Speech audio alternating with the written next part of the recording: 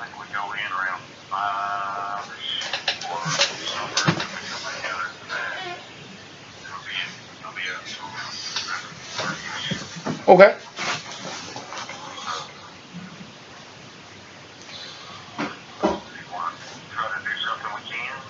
Oh yeah, definitely. Did you have any other any questions or? No, I think with this indicator thing, you got me. Yeah. Awesome. When Trisha told me that, I said, "Yep, I trust him." Yeah, not even just her, but Swiss Indo also, because it's the whole lot of them. So, but definitely. So, I know that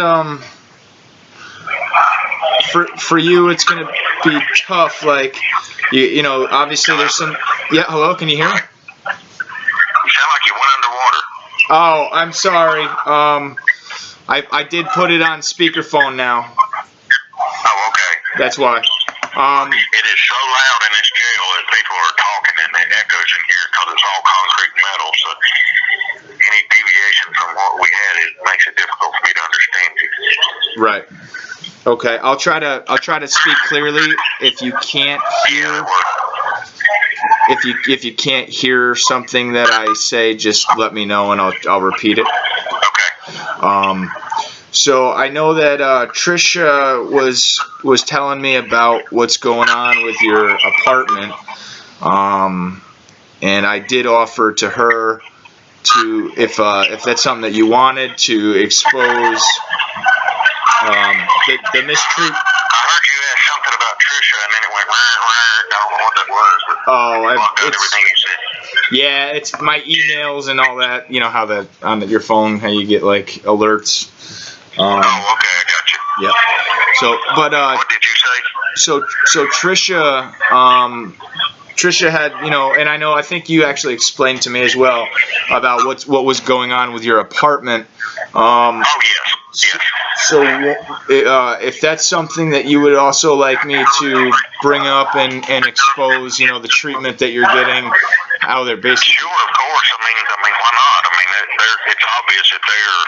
I mean, the rent was paid. You know, why would you evict someone when their rent's paid other than just their, you know? It's obvious that something's being done crooked. Right.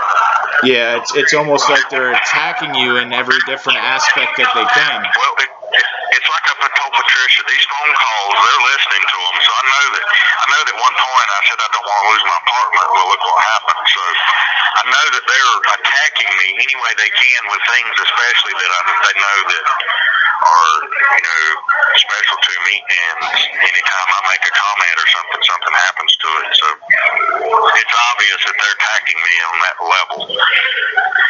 Right. And I will say there's been some actually after the last conference call we had on Saturday, I guess it was two gentlemen that went out and they ended up purchasing cars, and they were approached by Secret Service. Yeah, and they were told to return the cars. So I'm wondering if you think that the gentlemen that you had your dealings with were really who they said they were, or if they were something different. I can't understand the last part of your question, Mike. Do you think that the gentlemen that you were dealing with were who they claimed to be, or do you? Because I mean, I did see some of the video there, and they didn't really seem like they're from the agency that they claim to be. Well, let me explain something that was explained to me. These people are supposedly Blackwater hired, the Blackwater people. I don't know if they're legit or not, because there's some things that just don't make sense. It doesn't add up. Right. I thought the same thing when I saw how they were dressed. Yes. I mean, why would you wear a suit? You know, the other thing about the arrest is there was only one official officer there on duty that day from the Knox County Sheriff's Department. He brought a dog with him, And he didn't show up until after the first 4 cars were there, and they were all unmarked, but they claimed they were on a stakeout. But it was obvious that the dealership was trying to hold me hostage and not allow me to leave. And as a matter of fact, they had a guy come out there just kind of going over stupid stuff over the coach with me. You could tell he was killing time. He said, "Won't you walk back to the office with me, and we'll wait on such and such to get here before you leave?" I said, "No, I'll wait right here." Well, he comes back out there, and he said, "Well, come on and walk with me." You know, he didn't ask me. He said, "Come on and walk with me." So I walked with him to the office. When I walked in, all eyes in the office were on me, and I could feel there was something strange going on. And anyway, he said, "Just have a seat in that chair right there." I said, "Nope, I'm not going to sit in this office and wait for someone. I'm going back to my coach. When he shows up, have him to come to my coach." He said, "Okay." So when I walked out, that's when these cars pulled up and these people in these suits, and I thought these looked like officers. And so I walked on toward the coach. I sat down in the seat, closed the door. I was talking to Heather at the time. And when I done that, here they come and pulled up in front of the coach and started knocking on the door. And that's when Alex then proceeded to open the door and invite them in like they were coming for drinks or something. Right. And then they came up and grabbed me and you know, put me in very precarious positions and very embarrassing positions, pulling my pants down, and they left my pants down unzipped around my waist, my underwear showing, and they wrapped a band. They literally beat the crap out of me. They threw me down on the ground, put their foot on my back, held my face down in the dirt, and continued to tell me to breathe. I said, "I can't breathe," you know, as best I could get my voice out, but you know, they were trying to get me to breathe dirt and grass and stuff in my mouth and nose by pushing my face in the ground. And anyway, when they finally stood me up and put handcuffs on me, I was covered in blood and dirt. And one guy proceeded to wrap this white bandage around my head so tight it was cutting off the circulation to my head. And I said, "I don't need that bandage." He said, "Yes, you do." And anyway, they ended up calling an ambulance to check me out. I told them to leave me alone. And did they when they handcuffed you and all that, did they read you your rights at all? I know there's been some. No, they never. No, they told me that I had they said I was being arrested for a warrant out of Jasper, Colorado. I said, "What kind of warrant?" He said, "You're a fugitive of Jasper, Colorado." And I said, "I've never been to Colorado. How can I be a fugitive?" He said, "Well, you are." And but it's funny that their indictment papers say that they arrested me for a warrant in Jasper, South Carolina, which is a lie. That's not what they told me, and all the records prove different too. So they're just lie after lie after lie in all their paperwork. That's another thing I was actually going to ask you about. I don't know if you're comfortable with that being with that being released yet or not, but I know that. Yeah, you might want to get with Patricia and talk to the group before you release any of this information, but it's all being recorded. I mean, I know they're listening to everything I say, every word. Right. So, yeah, that was. We got to get the truth out there. Exactly, and that was one of the things I'd already spoken with Tricia about, and she told me to talk to you regarding the on the paperwork, the fact that they claim they tried to say that you changed aspects of certain things. Yeah. That I tried to what? Yeah. Why would I do that? First of all, that doesn't make any sense. Changing numbers that was a shock to me that was even brought up, but it proves more of the fact that they didn't have anything to go on. Right. What that sounds like is that they basically, because now they kind of what they're doing is shooting themselves in the foot, because it shows that they're fearful of the fact that if you use the correct one, So I can go. The correct information. Right, and if you're okay with that, what I'll do, because I don't want to talk about anything that could, end up kind of messing you over. So if it's okay with you for me to release that to everybody, then I'll do that outside of the call. Okay, yeah, that's perfect. Okay. So let's see, where else? Is there anything else that you feel is very important for people to know about this situation besides the Blackwater and the stuff that we just spoke about? Let me continue with the arrest part, because after they arrested me, or after they handcuffed me there at the coach, I stood there for the longest time just standing there, and it was like this. Now where I'm at is a very populated area. There were a lot of people standing around watching. I mean, it was a lot of activity going on that day, and they were making sure that I was being watched by everybody standing around. There were people in groups just standing around like it was a big, like a major thing was going down here. Anyway, they finally threw me in the back of a sheriff's car. Like I said, there was only one sheriff there. Out of all the officers, there was only one that I would consider a legitimate sheriff there, and he didn't know what was going on. He had no idea. And so they threw me in the back of this car, and to this day that I was arrested, it was so hot. I mean, it was humid, and it had to be at least 120 degrees in the back of this car. There was no air conditioning, and they put me back there, and I was asking for water. And he said, "Yeah, I hear you. I'll see what I can do." It was obvious that he was just appeasing me with an answer to a question that he wasn't going to fulfill the need for. But anyway, he just kept ignoring the fact that I needed some water. And I said, "It's hot in here. Is there anything you can do to cool it off?" "Well, we'll get going down the road after a while. We'll get some air back there." But anyway, when we ended up leaving, he met another officer, and they switched me off out of another car and put me into the back of another patrol car. And this guy did roll the windows down going down the highway. But anyway, we were headed up the interstate, and as we came up the interstate, I looked and I said, "That looks like my coach." And the guy said, "What are you talking about?" I said, "That's my coach."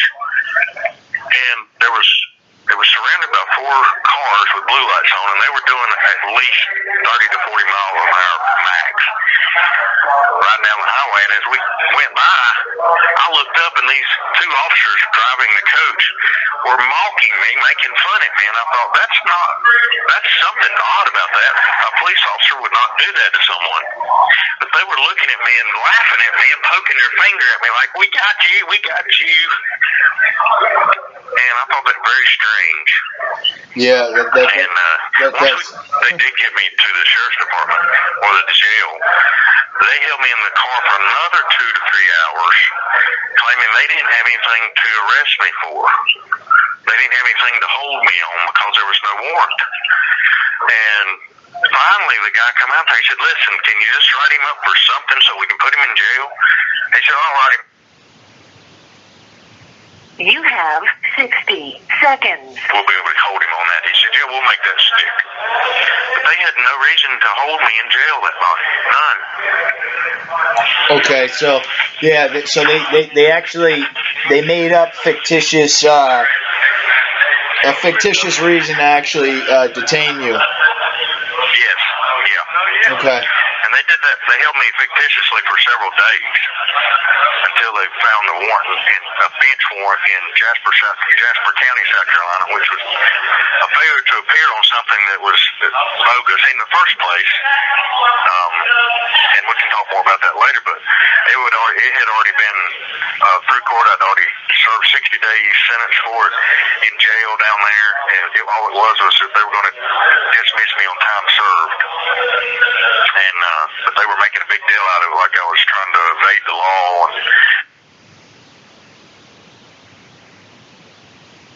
Your time has expired.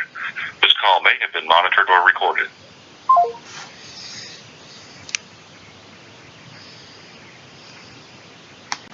Hey, Randy, it said something about 60 seconds and then time expired. Yeah. Okay. Yeah. Did you hear what I was talking about? South Carolina. Yeah, you had said that you did time served for a warrant, and that was the fugitive warrant they were trying to say, but they were trying to make it that it was out of Jasper when it was out of South Carolina. Is that what I'm gathering? Yes, it was out of Jasper County, South Carolina, and the original warrant down there was that I had beat and wounded an officer which was never an incident that happened. It was also a bogus warrant. So, but that was also a time when they were trying to pin the sovereign citizen thing on me.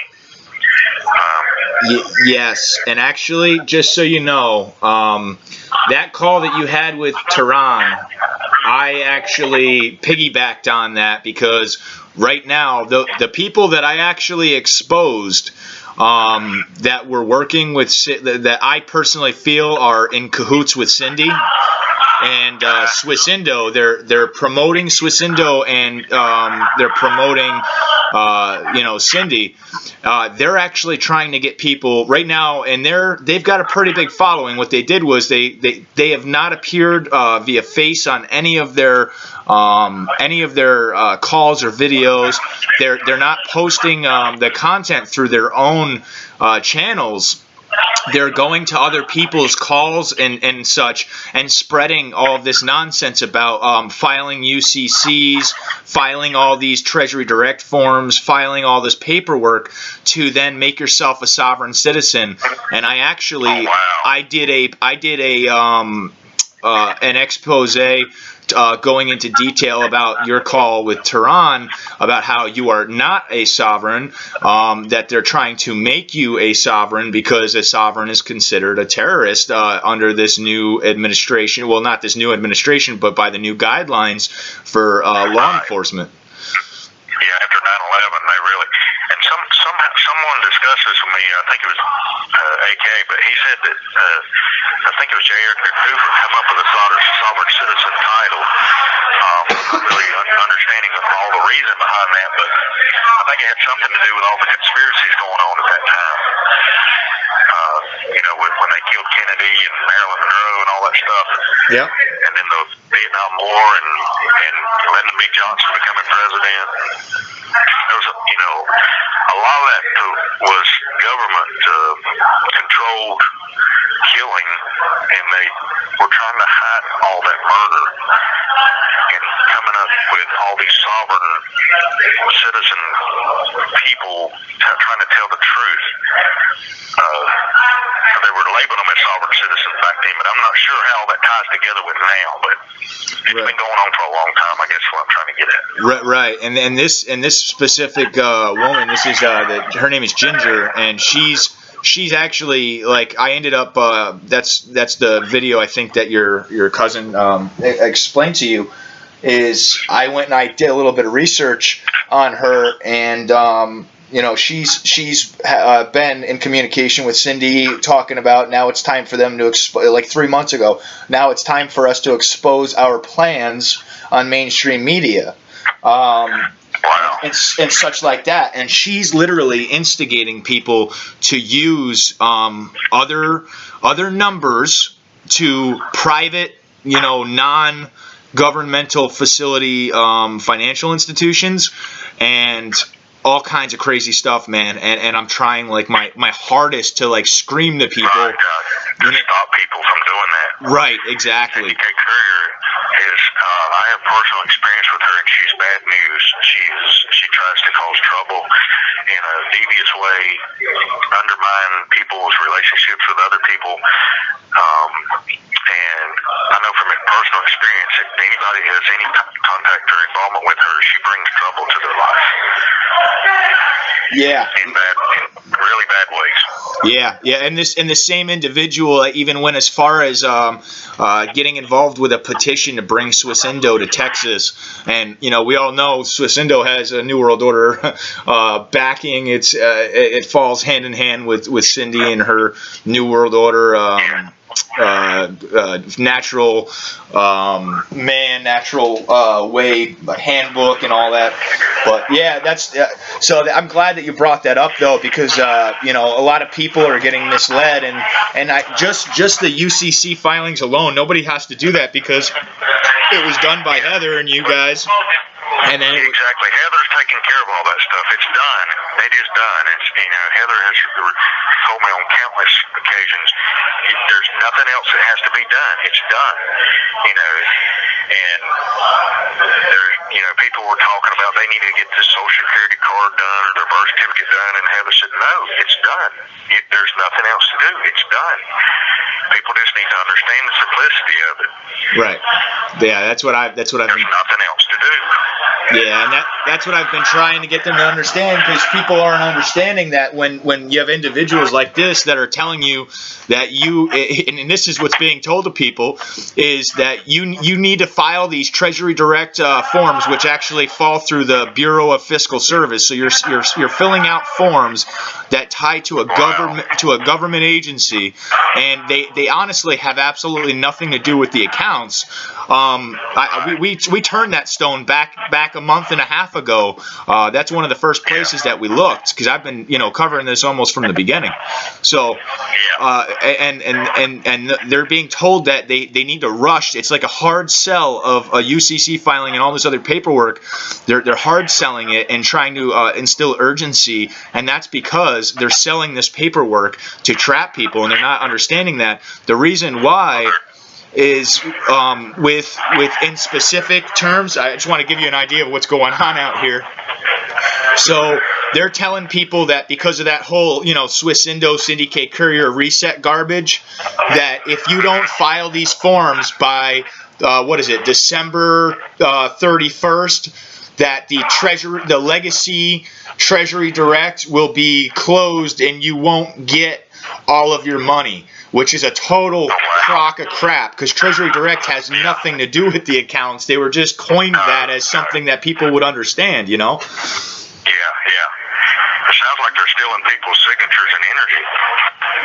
Yeah, that's what I'm trying to get people to understand, is that's the most valuable thing that you have. That's the only real thing of value we have, is our signatures. Yes, exactly. So, yeah, it's keep up the great work, Mike. It sounds like you're doing awesome. I appreciate that. Now, as far as what was going on with you, I know I got detoured. I just you brought that up, and I wanted to fill you in on what's going on.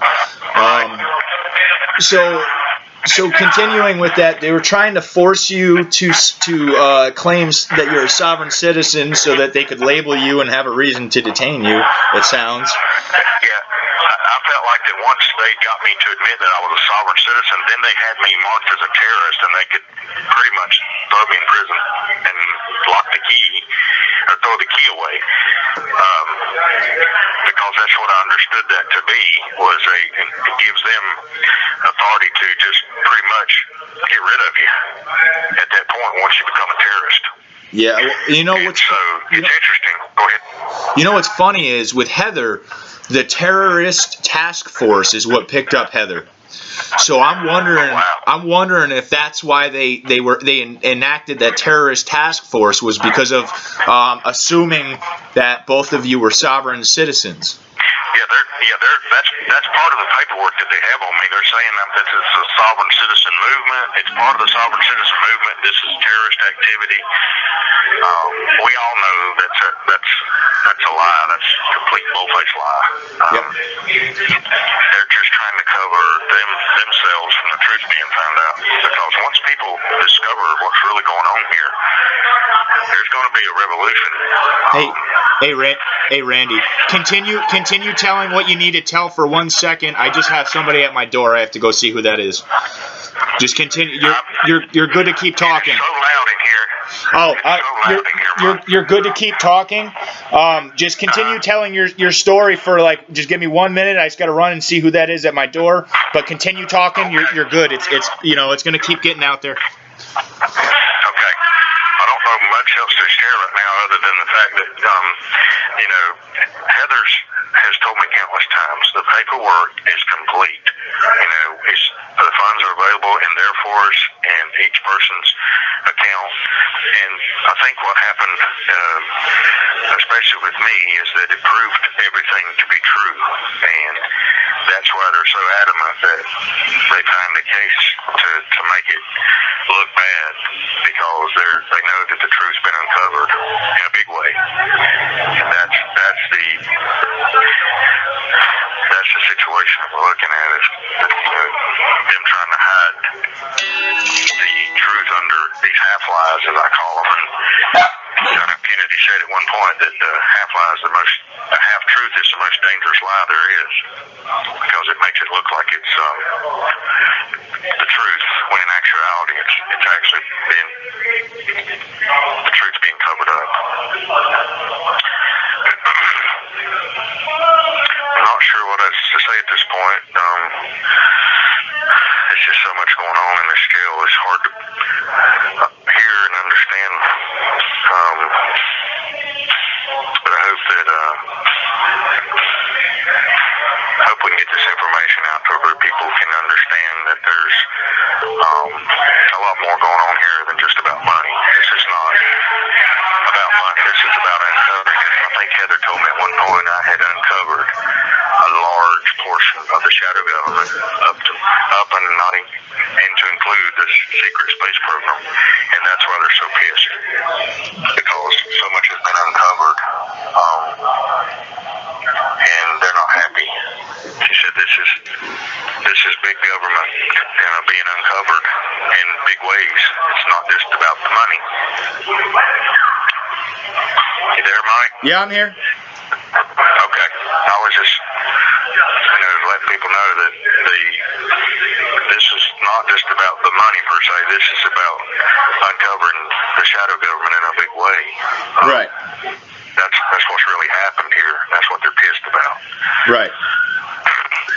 But it also, like I said, it proves that these accounts exist because of what Heather and I were able to do.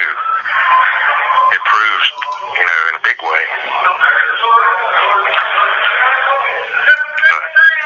Yeah, I totally agree there, and another funny part about this whole thing is that still to this day, there has not been a single peep about you, Heather, or the accounts in mainstream media at all. Wow. There's not been a single. There's not a negative story, not a positive story, not a neutral story. There has been total media silence on everything. And you've got over. I got a feeling that'll change at some point. I don't know.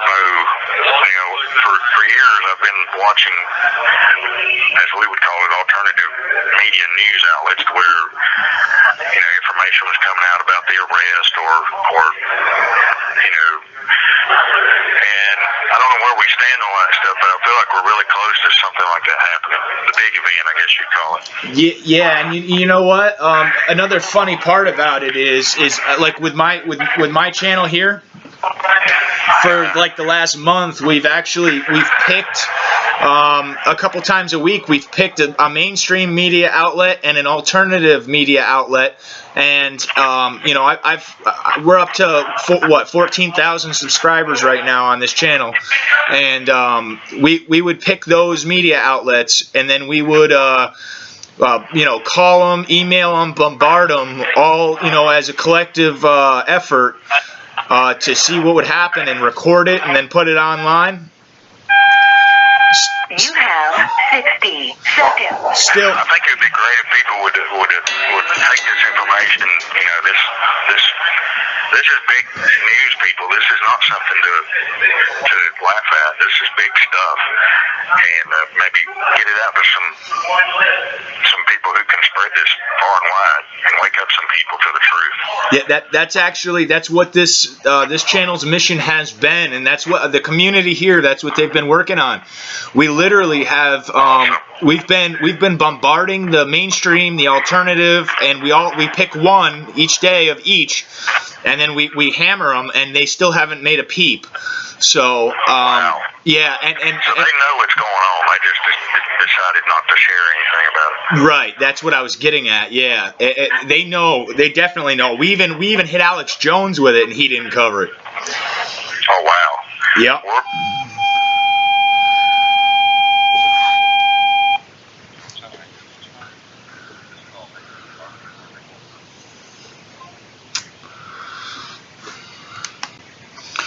Okay, guys, so I'm not sure if Randy's going to be calling back again tonight. We got about 30 minutes of conversation there, which is excellent.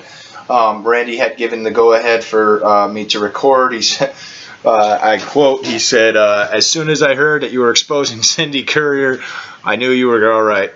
So, anyway, so here's the deal with everything. As you guys heard, we have to be kind of careful as to what exactly certain topics that we talk about for Randall's own protection. Although he was giving quite a bit of really valuable information there. Now, one of the things that he gave me the go-ahead to talk about that I didn't want to talk about on the phone while he was being recorded from the jail is that the law enforcement agencies, they actually tried to claim that he changed his social security number. He changed a digit or added a digit, and that's what I was talking about in the live stream a couple days ago.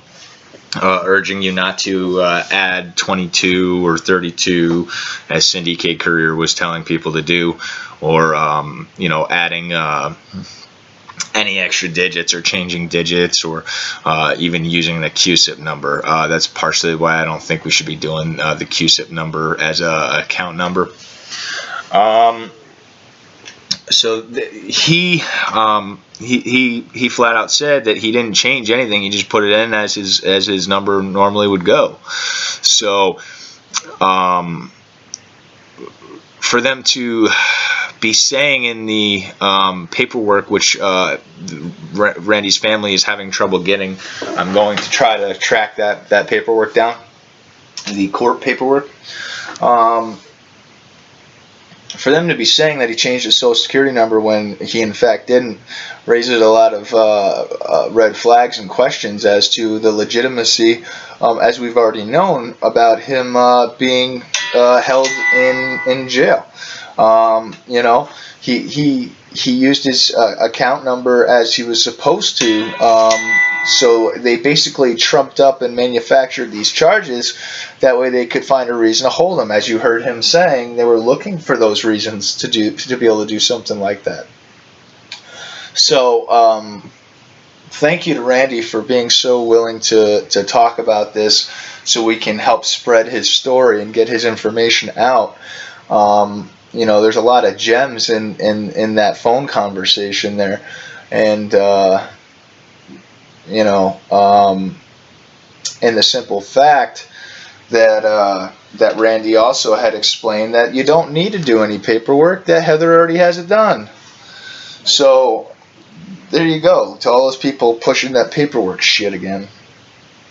But yeah, guys, we gotta get this information out about what's been going on with Randy. And the other side of it is he's been evicted from his residence, even though his rent was paid up to date as it was supposed to be.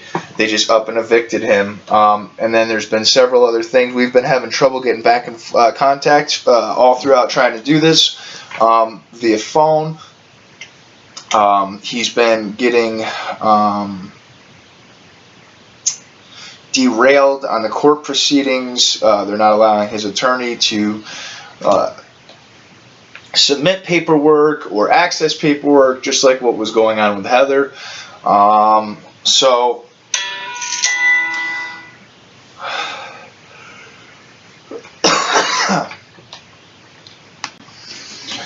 yeah, the calls are gonna be continuing between Randy and myself.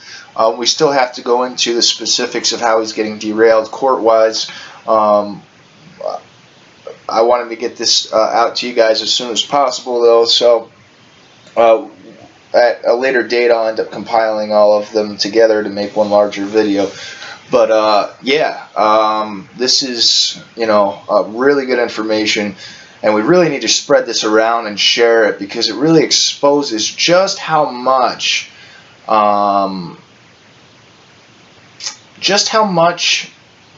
has been hidden, and just how much has been manipulated and twisted in the court aspect of this for Randy and Heather,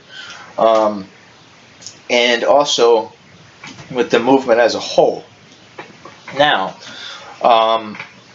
as you guys also heard, one of the key points is that they're feeling that what we're claiming to be FBI agents actually weren't. They were more Blackwater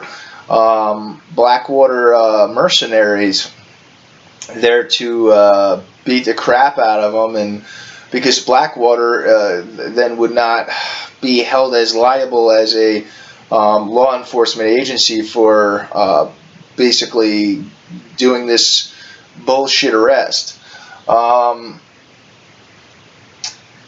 Best thing I'd say is if you guys could share this everywhere, and try sharing this with some of the other alternative media sites. Try sharing this with some of the mainstream media sites, and you know, I want everybody to understand that call was a call from Randall Beane, who is at this time an inmate at Blount County Correctional Facility. And he's being charged with wire fraud, and he's being charged with money laundering, when in all actuality there is no basis for them to charge him with anything, because as you guys know from what he just said, they were saying that they had nothing to hold him on, so could they just make something up to hold him for the time being? So very, very shady and sketchy information surrounding what happened to Mr. Beane, and I think that he's a targeted individual who was attacked for using his trust fund in the beginning, his hidden Social Security trust. So let's make sure that we're sharing this information, keeping Randy safe, exposing the lies, and exposing what's being done to him. And guys, remember, you know, Randy needs all the support that he can get, just like Heather does. So let's keep him in our hearts and our thoughts and in our prayers.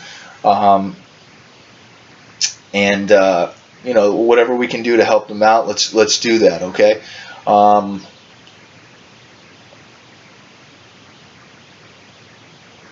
Also, with that, I had spoken with Trish, and I, being that, as you guys know, there are ads that go on my videos. I made a determination that any proceeds that come from the ad revenue on any of the conversations with Randy, I'm going to end up taking that and then using that to donate those proceeds to Randy's phone,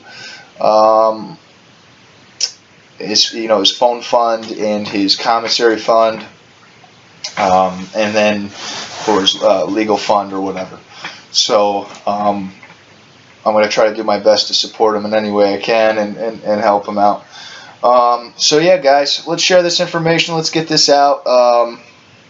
If you like what we're doing, give us a thumbs up. If you haven't already subscribed, do that now, as we're just getting started. Most importantly, share this information, get it out everywhere. Make this video go viral, because this is information that needs to be heard. And then leave us your thoughts in the comments section below. Much love, guys. God bless.